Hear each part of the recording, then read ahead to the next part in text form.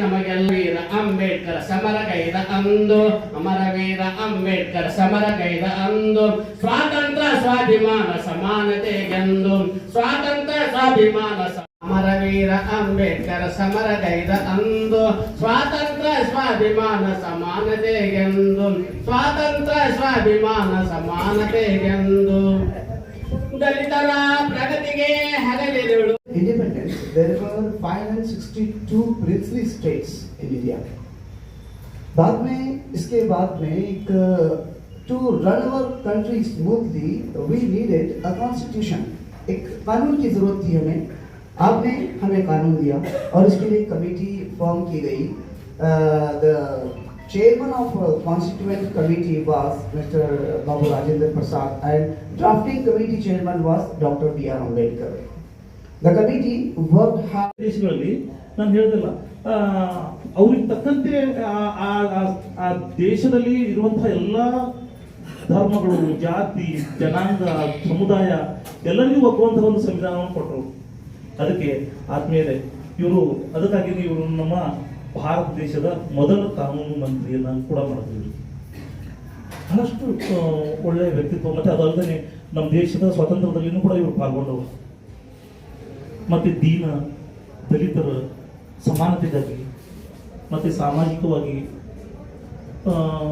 ಬಹಳಷ್ಟು ಹಿಂದುಳಿದವ್ರನ್ನ, ಆರ್ಥಿಕವಾಗಿ ಹಿಂದುಳಿದವ್ರನ್ನ, ಮತ್ತೆ ಮಹಿಳೆಯರನ್ನ ಇವನ್ನೆಲ್ಲ ಮೇಲ್ತಲುಕಾಗಿನೇ ಅವರು ಒಂದು ಸಂವಿಧಾನವನ್ನು ಮಾಡಿದ್ರು. ನೋಡಿ, ನಾವು ಇವತ್ತು ಒಂದು ಮಾತು ಹೇಳ್ಬೇಕಂದ್ರೆ ನಾವು ಎಷ್ಟೆಲ್ಲ ಕೂತಿದ್ದೀವಿ ಅಂತಂದ್ರೆ ಅವರ ಸಂವಿಧಾನದ ಅಡಿಯಲ್ಲಿ ನಾವೆಲ್ಲ ಸೆಲೆಕ್ಷನ್ ಆಗಿ ಬಂದಿದ್ದೀವಿ ಅಂತೇಳಿ ಅದಕ್ಕೆ ಹಿಂಗೆ ಕೂತ್ಕೊಂಡಿದ್ದೀವಿ. ಇವತ್ತು ಒಂದು ವೇಳೆ ಇರಲಿಲ್ಲ ಅಂತಂದ್ರೆ ಉಳ್ಳವರ ಪಾಲಾಗ್ತಿತ್ತು. ನಾವೆಲ್ಲರೂ ಈಗ ಅದೀವಿ ಅಂತಂದ್ರೆ ನಾವು ಒಂದು ಈ ತರ ಬಟ್ಟಿ ಧ್ವನಿ ಕೇಳ್ತಾ ಇದೀವಿ ಅಂತಂದ್ರೆ ಇವತ್ತು ಬಾಬಾ ಸಾಹೇಬ್ ಅಂಬೇಡ್ಕರ್ ಅವರು ರಚಿಸುವಂತ ಸಂವಿಧಾನನೇ ಮೂಲ ಕಾರಣ ಅಂತ ನಾವು. ಅದಕ್ಕೆ ಆತ್ಮೀಯರೇ, ನಮ್ಮ ಉದ್ದೇಶ ಏನು ಅಂತಂದ್ರೆ ನಾವೆಲ್ಲ ಈ ಜಯಂತಿಗಳ ಉಮರ್ ಶೇಖ್ ಹೇಳಿದ್ರು, ಈ ಎಲ್ಲ ಜಯಂತಿಗಳನ್ನ ನಾವು ಯಾಕೆ ಆಚರಿಸ್ತೀವಿ ಅಂತಂದ್ರೆ ಅವರಲ್ಲಿರುವಂತಹ ಆದರ್ಶಗಳನ್ನ, ಅವರಲ್ಲಿರುವಂತಹ ಒಳ್ಳೆಯ ನಡೆನುಡಿಗಳನ್ನ, ಇವೆಲ್ಲಗಳನ್ನ ಮತ್ತೆ ನಾವು ಕೂಡ ನಮ್ಮ ಜೀವನದಲ್ಲಿ ನಾವು ಅಳವಡಿಸ್ಕೋಬೇಕು. ಮತ್ತೆ ಅವರೆಲ್ಲ ಬಹಳ ಕಷ್ಟಪಟ್ಟು ಮೇಲೆ ಬಂದವರು. ಅವರೆಲ್ಲ ನಾವು ಕೇಳ್ತಿರ್ತೀವಿ ದೀಪದ ಕೆಳಗೆ ಕೂತ್ಕೊಂಡು ಓದಿದ್ದಾರೆ ಅಂತ ಎಲ್ಲ ಅಷ್ಟು ಕಷ್ಟಪಟ್ಟು ಮೇಲೆ ಬಂದವರಲ್ಲ. ಅಂಥವೆಲ್ಲ ಒಳ್ಳೆ ಅವರಲ್ಲಿರುವಂಥ ಆದರ್ಶಗಳನ್ನ ನಾವು ಕೂಡ ರೂಢಿಸ್ಕೋಬೇಕು ಅಂತ ಹೇಳ್ತಾ ನನ್ನ ಮಾತನ್ನು ಮುಗಿಸ್ತಾ ಇದ್ದೀನಿ. ಕಡು ಬಡತನದಲ್ಲಿ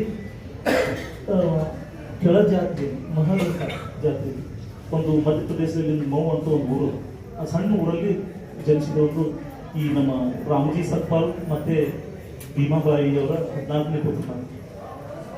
ನೋಡಿ, ನಮ್ಮ ದೇಶ ಸ್ವತಂತ್ರ ಆಯಿತು, ಆದರೆ ಅವರು ನಮ್ಮ ಉಮರ್ ಹೇಳಿದಂಗೆ ಒಂದು ಸಂವಿಧಾನದ ಅವಶ್ಯಕತೆ ಇದೆ, ಕಾನೂನಿನ ಅವಶ್ಯಕತೆ ಇದೆ. ಯಾಕಂದ್ರೆ ಬ್ರಿಟಿಷರು ಹೋಗ್ಬಿಟ್ಟಿದ್ರು ಸ್ವಾತಂತ್ರ್ಯ ಸಿಕ್ಕ ನಂತರ ನಮಗೆ. ಮತ್ತೆ ಎಲ್ಲ ದೇಶಗಳೇ ಬೇರೆ, ನಮ್ಮ ದೇಶದಲ್ಲಿರುವಂಥ ಸ್ಥಿತಿನೇ ಬೇರೆ ಇರ್ತಾವೆ.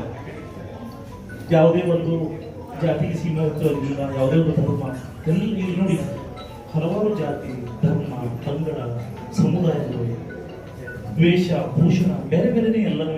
ಇದಕ್ಕೇ ಒಪ್ಪುವಂಥದ್ದು ಅಥವಾ ಇದಕ್ಕೆ ಸೂಟ್ ಆಗುವಂಥದ್ದು ಸಂವಿಧಾನ ಬೇಕಾಗಿದೆ. ಇದು ಬಹಳಷ್ಟು ಕಲ್ಚರ್ ಕೆಲಸ. ಯಾವುದೋ ಒಂದು ಬೇರೆ ಬೇರೆ ದೇಶಗಳಲ್ಲಿ ಒಂದೇ ಸಮುದಾಯ ಅಥವಾ ಒಂದೇ ಜಾತಿ, ಒಂದೇ ಧರ್ಮ ಇರುವುದರಿಂದ ಅವ್ರಿಗೆ ಅದು ಸೂಟ್ ಆಗುವಂತ ಮಾಡ್ಬೋದಾಗಿ. ನೋಡಿ, ಏನಾಯ್ತು ಅಂದ್ರೆ ಹಲವಾರು ದೇಶಗಳನ್ನು ಸುತ್ತಿದೆ. ನಮ್ಮ ದೇಶಕ್ಕೆ ಬೇಕಾಗುವಂತಹ ಕರೆಕ್ಟಾಗಿ ಸೂಟ್ ಆಗುವಂತಹ ಒಂದು ಸಂವಿಧಾನ ಬೇಕಾಗಿತ್ತು. ಅದಕ್ಕೆ ಹಲವಾರು ದೇಶಗಳನ್ನು ಸುತ್ತಾಡ್ತಾರೆ. ಮತ್ತೆ ದೇಶದಲ್ಲಿ ಸುತ್ತಾಡಿದ ಸಂವಿಧಾನವನ್ನು ಓದಿದ್ರು, ಅವ್ರ ಕಾನೂನುಗಳನ್ನು ತಿಳ್ಕೊಂಡ್ರು. ಹೀಗೆಲ್ಲ ತಿಳ್ಕೊಂಡು ಬೇರೆ ಬೇರೆ ಕಾನೂನುಗಳನ್ನು ತಿಳ್ಕೊಂಡು ಮತ್ತೆ ಇವರು ಬೇರೆದವ್ರು ಕೊಡ್ಬೋದಾಗಿತ್ತು ಅದನ್ನು ಮಾಡಿ